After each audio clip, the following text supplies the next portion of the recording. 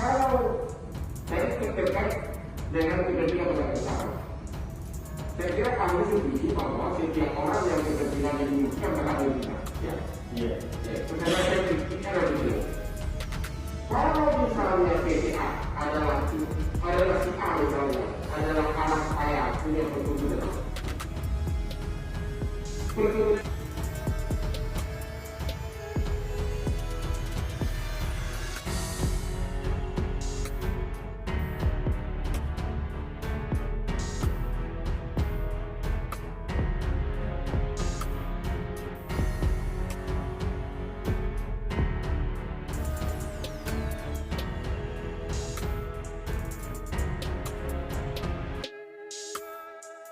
Halo Sobat Fakta Bang Pin, ketemu lagi dengan Bang Pin yang terus mengabarkan fakta viral seputar selebritas tanah air yang terus saja bikin berita, dan dengan berita mereka tetap eksis di ranah media.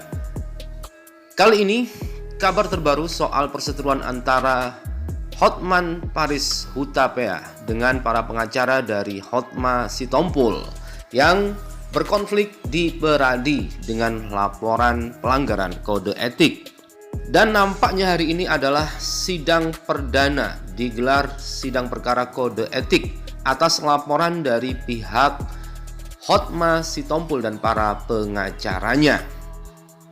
Nah, bagaimanakah sidang tersebut akan digelar dan bagaimanakah Hotman Paris Hutapea menanggapi hal itu, serta bagaimana dari pihak Hotma Sitompul dan para pengacaranya dalam menghadapi sidang di Peradi tersebut. Yuk simak kupas-kupas fakta Bang Pin kali ini. Like, subscribe, and komennya ditunggu. Serta jangan lupa selalu ada doa dalam setiap lentikan jarimu.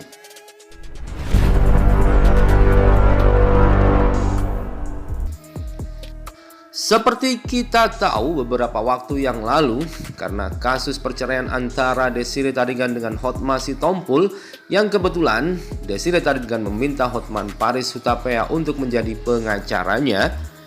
Dalam kasus yang ramai di media tersebut, para pengacara dari Hotma Sitompul melaporkan Hotman Paris Hutapea ke Peradi, Persatuan Advokat Indonesia, terhadap hal-hal yang dilakukan oleh Hotman Paris Hutapea yang dianggap oleh para pengacara dari Hotma Sitompul dan juga Hotma Sitompul telah melanggar kode etik kepengacaraan.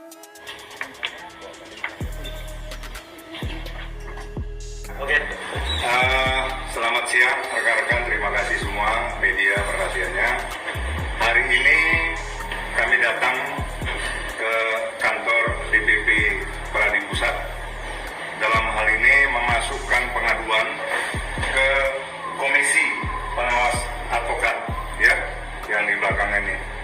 Apa yang kami adukan adalah pelanggaran-pelanggaran yang dilakukan oleh saudara Hotman Paris terhadap klien kami Hotma Sitompul. Ini semua kami lakukan adalah sudah melalui hari-hari panjang. Seperti mungkin rekan-rekan tahu, tanggal 31 Maret kami sudah sampaikan waktu itu di Dan hal itu secara resmi telah dilaporkan oleh pihak pengacara dari Hotma Sitompul. Nah, baru-baru ini beredar kabar surat panggilan sidang perdana dari Dewan Kehormatan Daerah DKI Jakarta Peradi tertanggal 3 Agustus 2021 yang di sana memanggil saudara Hotma PD Sitompul SH.M. Hum.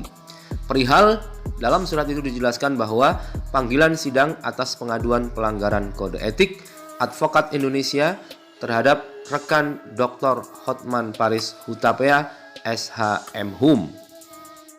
Dalam surat itu dikatakan bahwa sehubungan dengan adanya pengaduan pelanggaran kode etik Advokat Indonesia KEA dari saudara Hotma PD Sitompul SH.M. Hum, pengadu sebagai pengadu tertanggal 20 Mei 2021 terhadap Advokat Dr. Hotman Paris Hutapea SH.M. Hum teradu dan telah diregister di Kapanitraan DKD Peradi DKI Jakarta dalam perkara nomor 45 Peradi garing DKD garing DKI garing Jakarta 2021 tanggal 25 Mei 2021. Bersama ini kami sampaikan panggilan sidang yang akan dilaksanakan pada Jumat 6 Agustus waktu pukul 9 WIB, tempat Zoom meeting. Agenda sidang 1, keterangan para pihak. Dan dari keterangan itu jelas bahwa sidang akan dilaksanakan berdasarkan Zoom meeting. Entahlah apakah terbuka untuk umum atau tidak. Sementara itu, pihak dari pengacara Hotma Sitompul bersama Hotma Sitompul menggelar pertemuan. Di situ tampak Muarakarta dan juga tampak Partai Siombing dan Tommy Sihotang bersama Hotma Sitompul dalam sebuah pertemuan. Nampaknya hal itu terjadi di rumah Hotma Sitompul. Partai Siombing mengatakan dalam caption di akun Instagramnya, persiapan besok sidang 1 kode etik si cincin kampungan semoga dipecat sebagai advokat. Dalam komentarnya, Partai Siombing juga mengatakan ini ujian untuk Peradi sebagai organisasi advokat. Apakah punya nyali dan berani menegakkan hukum dalam hal ini? Kode etik, kalau nggak berani ya bubar sajalah, mantap tulang, begitu kata komentar di akun tersebut.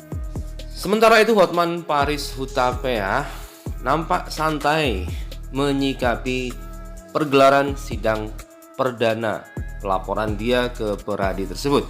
Terbukti dia masih saja mengunggah bersama wanita-wanita cantik dan juga masih sibuk untuk berbagai acara, terutama dengan Sandiaga Uno dan juga acara-acara di Hotman Paris Show. Dengan begitu nampaknya Hotman Paris juga tidak terpengaruh dan tidak terlalu tegang dengan laporan tersebut. Karena Hotman Paris seperti selalu dikatakannya bahwa dia adalah pengacara yang berpengalaman dan sudah punya legal mind yang membatasi setiap komentarnya.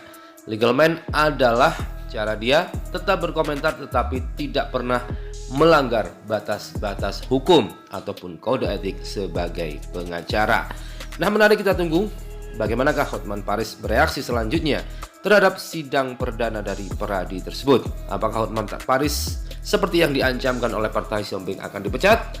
Maka kita tunggu saja. Sementara Hotman Paris masih sibuk dengan pekerjaannya, bahkan kini menjadi model iklan. Ini Pak Menteri ini punya sejarah dengan saya. Inilah krisis kedua. Krisis pertama tahun 98. Kami adalah jagoan-jagoan. Beliau ini adalah jagoan bidang banking and finance dan restrukturisasi. Jadi perusahaan-perusahaan yang stres datang ke dia untuk aspek ekonominya.